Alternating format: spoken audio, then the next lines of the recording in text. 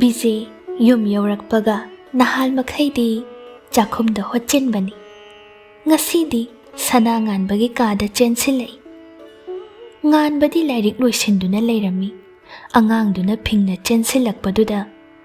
Kari taure Bize? Bize lairik hawdagi soldo sattoraktuna nganbada pi. Nganba mikup ama ani ingak-ngakna solduda yengi. Adumna lairingai Bize wa nganglay. Nupi amana piyo hairakpani. Nganba tarang amada hanglui. Kana nupi? Masak mataw yamna phajabi ama. Aidi khangde laikat narubagi mamalbu thaurai. Yamna sathibi nupini. Sel oina hairaklamnabadi aidi choptunabu toklamni. Nganba bhab khara khara lagli. Sol aduda yengduna lay. Nupa macha Bize su makha kari taurakpa khanna tingak nganbada yengduna lay. Nupa macha, nang chak lamdabro, chara waluro. Mana aibo hek uhaningdadana tali. Nganba Bize da haifet yengi, chatlo haiba yararoi khangduna wa makha tarakche. Thupliba sol manungdagi yamna manam nungshiba chini champra manam lakli. Ep.9 thupliba sol ado hangdoi cheksinna. Manungda yaurami chini champra nachom. Ngarang chanuna napada thetkiba nachom dumakni. Takhelai adudi yamna pathakri. Khagilai haw angangba manasingdo itik-tik thaduna leiri. Adubu mapop kaidana mayayda yomli chini champra. Nganba nokfet tawi. Pikna thuptuna yaurakliba chithi ado hangdoi. Nakalgi chiyarda changsinduna phamtharaga chithi hangi. Bize mathaw ama oina nganbagi nakalda leptuna makhwang metlaga tauribado yengi. Chithi hangdorakpadi masu mangaklitsilaktuna nakaldagi yengba yawi. Ikup-kupna amuba mukna achamba khut-ina iri. Mapuna paukhon tharamba lengyan. Mathaw panglamlaga amuk mapugi nakta hanhallabani. Aina lengyan asibu maramokpa manay haina nungsina mingawduna lona wahay khara jirol tawjakibani. Yachanglakpa kunjaras loiba numit ki thawdokta asray pinabikibagi mamaldi aina katchaba itik nattare. Tonlabi aigi wahay kharana thagatchari haiba nattana. Sombu pukningda latchaba nattana. Ahing adugi takhelayna masak mangkhrabasu. Khagilay hawna layman chankhrabasu. Nongalakpa mikupta laynam choy thokta layrang mapop kaidana thuptuna layramliba chini champrabu kalakchabini. Hawkiba thasi amabu ningsingduna lakadawriba thasi asibu asa tawjari. Singaray makhung aduda khutcha thekladuna tonlabi chini champrabu kalakchabi. Nganba chithi ado loikre haiba khangda tumin yengduna lay. Lupkre tasengna mapukning pumba lupkre. Thawai mi chingthoktuna chithi adugi manungda changkhraboy ningi. Lai oknaraba amagum tarang amada nganba tumin phami. Bize mamit shukladuna chithiduda munna yengna khanghai hairai. Lengyana sibu paukhon thaba yabra Dr. Babu. ꯉꯥꯟꯕ ꯈꯨꯝꯂꯛꯇꯦ. Busy ꯑꯃꯨꯛꯀꯁꯨ ꯍꯥꯏꯔꯛꯏ. ꯆꯤꯟꯊꯤꯕꯤ, ꯂꯦꯡꯌꯥꯟꯕꯨ ꯀꯔꯝꯅ ꯄꯥꯎꯈꯣꯟ ꯊꯥꯕꯅꯣ? ꯃꯈꯣꯡ ꯃꯈꯨꯠ ꯄꯥꯟꯕꯁꯨ ꯅꯠꯇꯗꯣ. ꯂꯦꯡꯌꯥꯟꯅ ꯄꯥꯎꯈꯣꯟ ꯆꯠꯂꯗꯤ ꯃꯤ ꯈꯨꯗꯤꯡ ꯀꯤꯅꯕꯅ ꯂꯣꯏꯔꯅꯤ. ꯉꯥꯟꯕ ꯑꯉꯥꯡꯗꯨꯅ ꯉꯥꯡꯂꯤꯕꯗꯣ ꯇꯥꯈꯤꯗ꯭ꯔꯦ. ꯑꯃꯨꯛ ꯍꯪꯒꯠꯅ ꯆꯤꯊꯤ ꯄꯥꯏ. ꯇꯥꯟꯖꯥ ꯑꯗꯨꯗ ꯏꯆꯟ ꯃꯆꯥꯅ ꯕꯤꯖꯤꯕꯨ ꯀꯧꯔꯛꯏ. ꯕꯤꯖꯤ ꯉꯥꯟꯕꯗ ꯍꯥꯏꯐꯦꯠ ꯌꯦꯡꯂꯝꯂꯒ ꯊꯣꯛꯈ꯭ꯔꯦ. ꯃꯗꯨ ꯐꯥꯎꯕ ꯉꯥꯟꯕ ꯃꯆꯤ ꯂꯦꯡꯗꯦ. ꯆꯤꯊꯤ ꯃꯊꯛ ꯃꯈꯥ ꯑꯣꯟꯗꯨꯅ ꯄꯥꯕꯗ ꯆꯤꯟꯐꯥ ꯐꯥꯔꯦ. ꯀꯣꯟꯅ ꯊꯪꯗ ꯁꯣꯔ ꯑꯁꯥꯡꯕ ꯑꯃ ꯍꯣꯟꯗꯣꯛꯂꯗꯨꯅ ꯅꯣꯛꯃꯤ ꯅꯣꯛꯃꯤ ꯇꯧꯔꯛꯏ. ꯍꯧꯖꯤꯛꯇꯗ ꯚꯥꯞ ꯂꯥꯛꯄꯒꯤ ꯃꯑꯣꯡꯅꯤ. ꯃꯪꯂꯥꯟ ꯑꯃꯗ ꯇꯥꯎꯔꯨꯔꯒ ꯃꯤꯀꯞ ꯊꯣꯛꯂꯛꯄꯒꯤ ꯃꯑꯣꯡꯅꯤ. ꯆꯤꯊꯤꯗꯨ ꯄꯤꯛꯅ ꯊꯨꯞꯂꯦ. ꯅꯥꯆꯣꯝꯗꯨ ꯄꯥꯏꯈꯠꯇꯨꯅ ꯌꯦꯡꯉꯤ. ꯂꯩꯔꯥꯡ ꯑꯃꯃꯝꯇ ꯑꯣꯏꯅ ꯀꯥꯏꯗꯨꯅ ꯂꯧꯊꯣꯛꯏ. ꯑꯗꯨꯒ ꯏꯇꯤꯍꯥꯁꯀꯤ ꯊꯥꯔꯕ ꯂꯥꯏꯔꯤꯛ ꯑꯃꯒꯤ ꯃꯔꯛꯇ ꯆꯦꯃꯥꯏ ꯈꯔ ꯈꯔ ꯀꯥꯟꯅꯗꯨꯅ ꯌꯦꯞꯁꯤꯟꯈ꯭ꯔꯦ.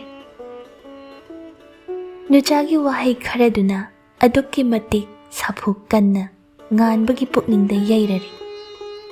ꯃꯤꯠꯃꯥꯡꯗ ꯎꯔꯛꯏ ꯅꯤꯡꯊꯤꯔꯕ ꯂꯥꯏꯒꯨꯝꯂꯕꯤ ꯄ꯭ꯔꯇꯤꯃꯨꯔꯇꯤ ꯑꯗꯨ. ꯅꯥꯟꯊꯣꯛꯇꯨꯅ ꯆꯦꯟꯕꯒꯤ ꯄꯥꯡꯒꯜ ꯄꯨꯝꯕ ꯋꯥꯍꯩ ꯈꯔꯗꯨꯅ ꯊꯠꯇꯨꯅ ꯂꯧꯈ꯭ꯔꯕꯒꯨꯝ ꯐꯥꯎꯔꯛꯏ. ꯉꯥꯏꯕ ꯇꯥꯏ. ꯊꯥꯁꯤ ꯑꯃꯃꯨꯛ ꯃꯄꯨꯛꯅꯤꯡ ꯇꯞꯊꯗꯨꯅ.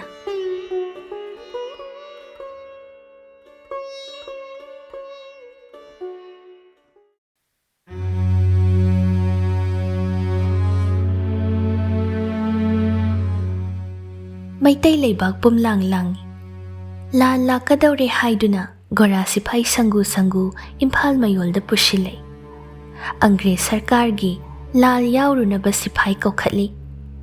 ꯕꯇꯥꯂꯤꯌꯟ ꯁꯦꯝꯗꯨꯅ ꯃꯄꯥꯟ ꯂꯝꯗ ꯄꯨꯊꯣꯛꯈꯤ. ꯑꯉꯥꯡꯁꯤꯡꯒꯤꯗꯤ ꯀꯨꯝꯍꯩꯅꯤ. ꯂꯥꯜꯒꯤ ꯒꯥꯔꯤ ꯃꯈꯜ ꯃꯈꯜ ꯄꯨꯁꯤꯜꯂꯛꯄꯗꯣ ꯀꯨꯝꯍꯩ ꯑꯣꯏꯅ ꯌꯦꯡꯅꯔꯤ. ꯇꯦꯡ ꯄꯔꯦꯡ ꯄꯔꯦꯡ ꯑꯋꯥꯡꯂꯣꯝꯗ ꯊꯧꯊꯈꯤ. ꯂꯝꯕꯦꯜ ꯅꯥꯛ ꯌꯦꯠꯇ ꯃꯤꯅ ꯄꯩꯗꯨꯅ ꯌꯦꯡꯅꯔꯤ. ꯕꯤꯖꯤ ꯁꯣꯔ ꯊꯕꯦꯠ ꯊꯕꯦꯠ ꯍꯣꯟꯗꯨꯅ ꯂꯝꯕꯦꯜꯗ ꯆꯦꯜꯂꯤ. ꯉꯥꯟꯕꯁꯨ ꯇꯧꯅꯔꯤꯕ ꯏꯔꯥꯡꯗꯨ ꯌꯦꯡꯕ ꯍꯥꯏꯔꯞ ꯊꯣꯛꯂꯛꯄꯅꯤ. ꯕꯤꯖꯤꯅ ꯈꯥ ꯋꯥꯡ ꯈꯪꯗ ꯆꯦꯜꯂꯤꯕꯗꯣ ꯐꯥꯏ.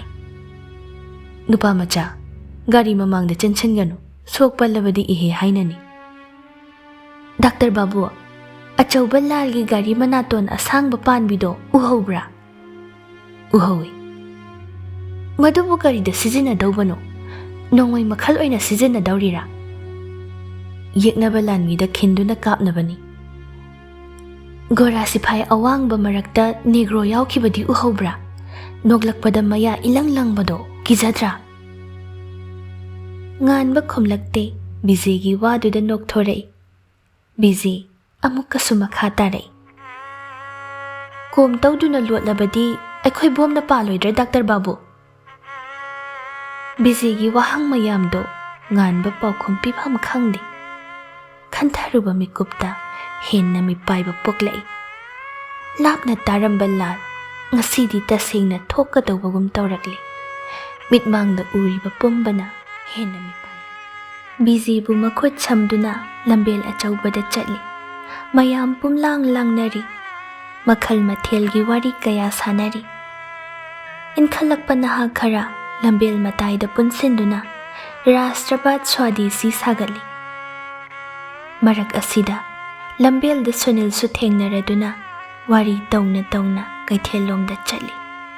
ꯁꯨꯅꯤꯜꯅ ꯍꯥꯏ, ꯌꯨꯔꯣꯞꯇ ꯔꯤꯚꯣꯂꯨꯁꯟ ꯂꯥꯛꯈ꯭ꯔꯕ ꯃꯇꯨꯡ ꯑꯃꯦꯔꯤꯀꯥ ꯔꯁꯤꯌꯥ ꯄꯨꯝꯕꯁꯨ ꯑꯅꯧꯕ ꯂꯩꯉꯥꯛꯂꯣꯟ ꯁꯦꯝꯈ꯭ꯔꯕꯅꯤ. ꯐ꯭ꯔꯦꯟꯆ ꯔꯤꯚꯣꯂꯨꯁꯟꯅ ꯄ꯭ꯔꯤꯊꯤꯕꯤ ꯄꯨꯝꯕ ꯃꯤꯀꯞ ꯊꯣꯛꯈ꯭ꯔꯕꯗ ꯑꯩꯈꯣꯏꯒꯤ ꯚꯥꯔꯣꯠꯇꯤ ꯐꯤꯖꯪ ꯈꯟꯗꯨꯅ ꯊꯝꯕꯤꯔꯝꯂꯤ.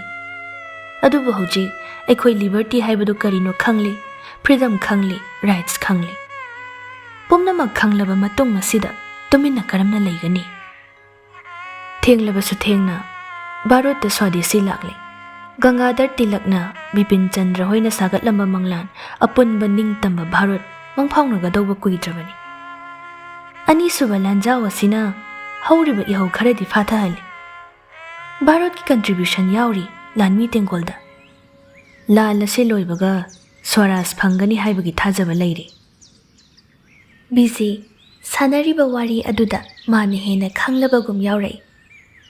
Barotna Swaras phanglaba matung manaton panba nongmai gari amuk hana lamjauda thauhankraroi.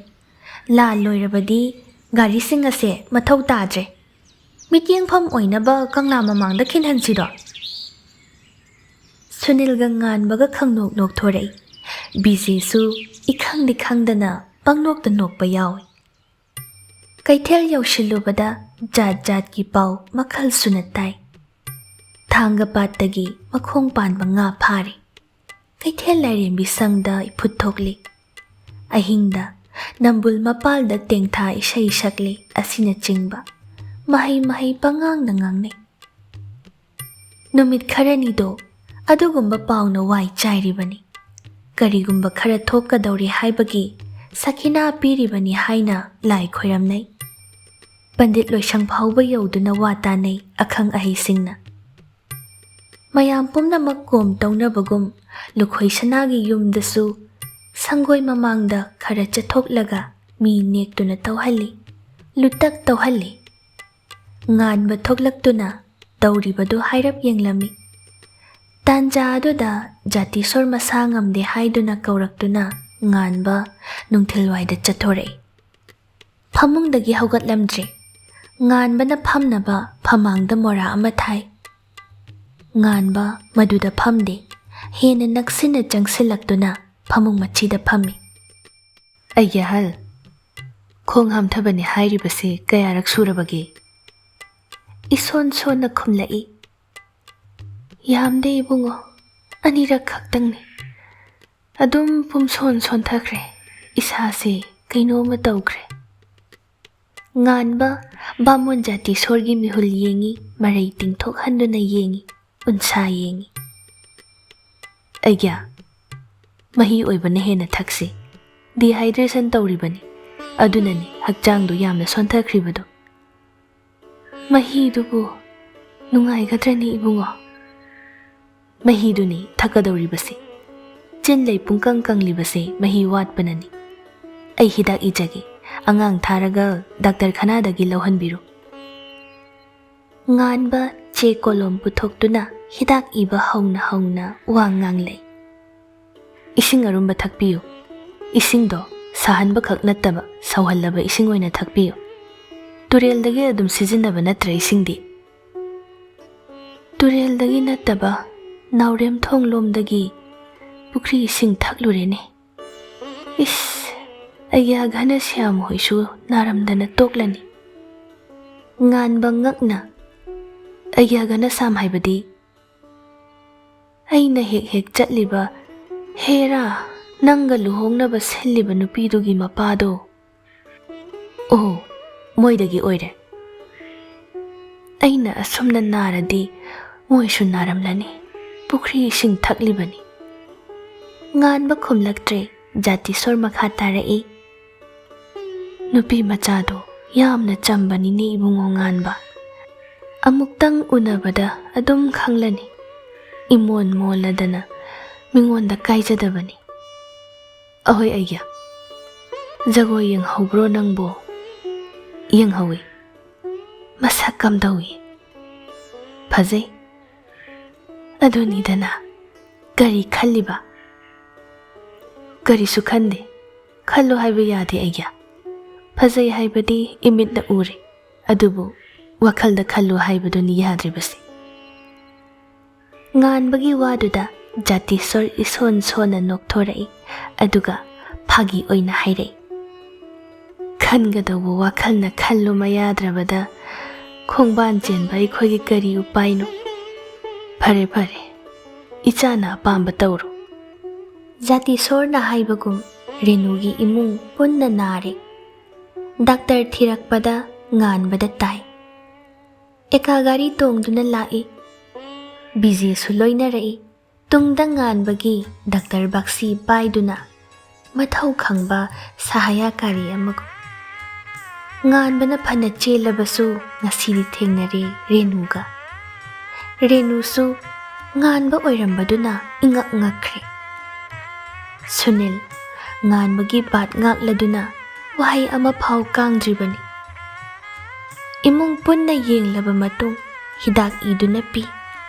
Pukhridagi ising thaklanu, tureldagi soktuna lumthoklaga thau haibana chingba updes kaya piri. Iloi loisilakpada Renugi apokpina pana lupak puthoraktuna nganbada pana lali. Aidi pana chajadi. Nganbana pana chade haibada pusinkhige taubado busy taha taha haire. Mana machit amatang umhoge. Busy wada lairiba pumba noe. Nganba sutapna yaton kitang utladuna noglai. Renudi thongjin marumdagi tumin nganbana noklibado yengi. Haunaruba tauda masu mathannata nokfet taurai.